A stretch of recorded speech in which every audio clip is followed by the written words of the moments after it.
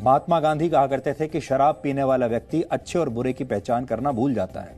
वो कहते थे शराब पर जब तक प्रतिबंध नहीं होगा तब तक हमारी आज़ादी किसी गुलामी से कम नहीं है। लेकिन आज जो लोग गांधी जी के अनुयायी होने का दावा करते हैं, जो लोग गांधी सरनेम पर राजनीति करने वालों के समर्थक हैं, जो लोग गांधी सरनेम का प्रयोग करते हैं उनके समर्थक हैं, उन्हें शराब के खिलाफ कही गई कोई भी बात बहुत चुभ जाती है। शराब के इन शौकीनों को बहुत बुरा लगता है जब शराब के विरोध में कोई कुछ कहता है, और आज पूरे दिन ठीक ऐसा ही होता रहा। आज हमारा आपसे एक सवाल है, आपने ये बात आखिरी बार कब सुनी थी जब किसी ने आपको ये कहा हो कि उसके पास पैसा नहीं है इसलिए उसने शराब पीनी छोड़ दी, गुटखा खाना बंद कर दिया, पान मसाला खाना बंद कर दिया क्योंकि उसके पास पैसा नहीं है, क्योंकि उसकी नौकरी चली गई? आपने क्या कभी ऐसा किसी को सुना है? लेकिन आपने ये कहते हुए बहुत लोगों को सुना होगा क्योंकि उनके पास पैसा नहीं है तो उन्होंने पढ़ाई करना छोड़ दिया, वो पढ़ नहीं पाए, उन्होंने स्कूल जाना बंद कर दिया, कॉलेज जाना बंद कर दिया, या कोई और जो काम करते थे वो करना बंद कर दिया क्योंकि उनके पास पैसा नहीं था। इसलिए हमारे देश में हमें ये सोचना होगा कि हमें क्या करना है और क्या नहीं करना है, हमारी प्रायोरिटीज क्या हैं। हमारे देश में बड़े बड़े बुद्धिजीवी और पत्रकार शाम को ड्रिंक्स पर बैठते हैं, महंगे महंगे क्लब्स में, अच्छे अच्छे जगहों पर, होटल्स में बैठते हैं और फिर ड्रिंक्स पर बैठकर देश में बेरोजगारी की चर्चा करते हैं, अर्थव्यवस्था की चर्चा करते हैं। वैसे भी हमारे देश में आपने देखा होगा लोग शाम को ड्रिंक्स पर बैठकर देश की समस्याओं के बारे में बात करना पसंद करते हैं, ड्रिंक्स पर बैठकर अर्थव्यवस्था को लेकर चिंता जताना पसंद करते हैं। अर्थव्यवस्था बड़ी नीचे जा रही है, इकोनॉमी का क्या होगा, ड्रिंक्स पर बैठकर चर्चा करते हैं। देश में गरीबी बहुत बढ़ गई है, ड्रिंक्स पर बैठकर चर्चा करते हैं। देश में बुराइयां क्या क्या हैं, देश में बच्चे पढ़ाई नहीं कर पा रहे, देश में बेरोजगारों की संख्या बढ़ती जा रही है, लोगों की नौकरियां छूटती जा रही हैं, इस सब पर चर्चा होती है ड्रिंक्स पर बैठकर। और इन चर्चाओं का नशा भी किसी शराब से कम नहीं होता।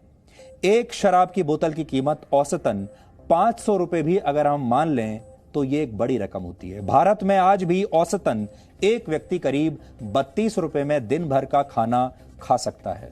इस हिसाब से 500 रुपए की एक बोतल की कीमत में 15 लोग एक दिन में पेट भर खाना खा सकते हैं। 10 किलो आटे की कीमत भी करीब करीब 500 रुपए से कम ही होती है।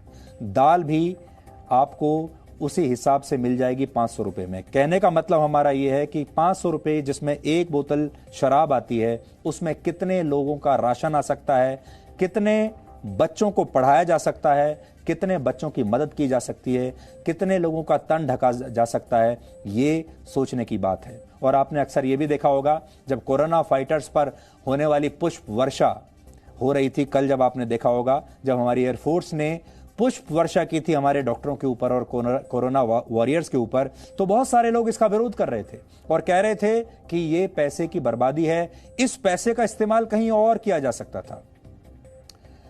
लेकिन यही लोग शराब पर पैसे की बर्बादी को लेकर क्या कहेंगे, इसका इंतजार हमें भी रहेगा।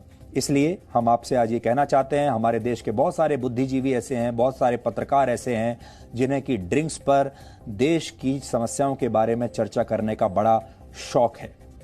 उन्हें दोबारा से बैठना चाहिए और ये देखना चाहिए कि वाकई में जब वो देश की इन समस्याओं के बारे में बात करते हैं तो वो कितने गंभीर हैं, और उन्हें यह भी देखना चाहिए कि इन चर्चाओं के बाद जब वो अगले दिन काम पर निकलते हैं तो देश के लिए क्या करते हैं, क्या देश के लिए कोई योगदान देते हैं, क्या लोगों को बताते हैं कि क्या होना चाहिए, क्या गलत होना चाहिए, क्या सही होना चाहिए।